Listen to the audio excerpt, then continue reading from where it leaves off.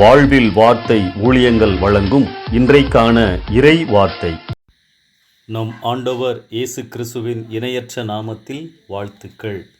ஆதியாகமம் 6ஆம் அதிகாரத்தில் நோவாவை குறித்து வாசிக்கின்ற பொழுது ஒரு மிகப்பெரிய ஆவிக்குரிய உண்மையை அந்த பகுதியிலே இருந்து நாம் அறிந்து கொள்ள முடியும்.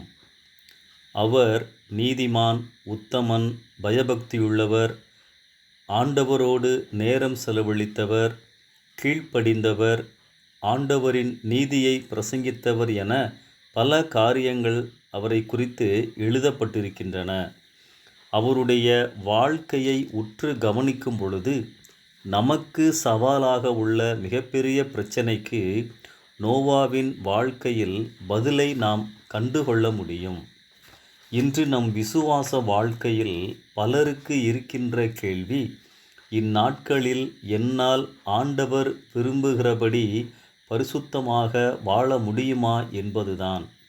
பாவம் நிறைந்த உலகம், பாவம் செய்ய தூண்டுகின்ற ஏதுக்கள் நிறைய.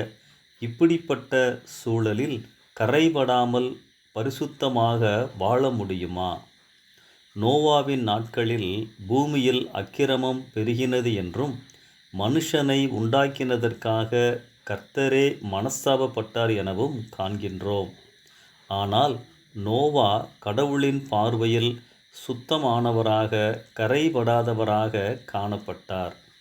பரிசுத்தமாய் வாழ முடியுமா என்ற நம் கேள்விக்கு நோவாவின் பதில் என்ன தெரியுமா? கர்த்தரோடு அதிக நேரம் செலவழியுங்கள், ஜெபியுங்கள், தியானியுங்கள், பரிசுத்தமாக வாழ அவர் உங்களுக்கு உதவி செய்வார். நோவா அந்த கால மக்கள் மத்தியிலே தன்னை தனிமைப்படுத்தி காட்டினார். கடவுள் நமக்கு கொடுத்திருக்கும் 24 மணி நேரத்தில் அவருக்கு எவ்வளவு நேரம் கொடுக்கிறோம்? கர்த்தரோடு நேரம் செலவழித்தால் பரிசுத்தமாக வாழ முடியும் என நோவா கூறுகிறார்.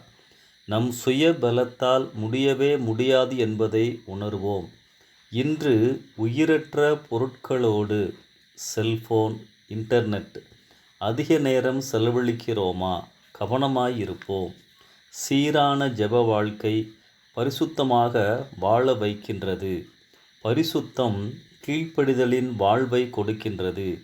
கீழ்ப்படிந்தால் ஆண்டவர் என்னை அவருடைய பாதையில் நடத்தி கொண்டே இருப்பார். கர்த்தரால் நடத்தப்பட்டால் அவருக்காக பயன்படுவோம், ஊழியம் செய்வோம். இதைத்தான் நோவா நமக்கு உணர்த்துகின்றார்.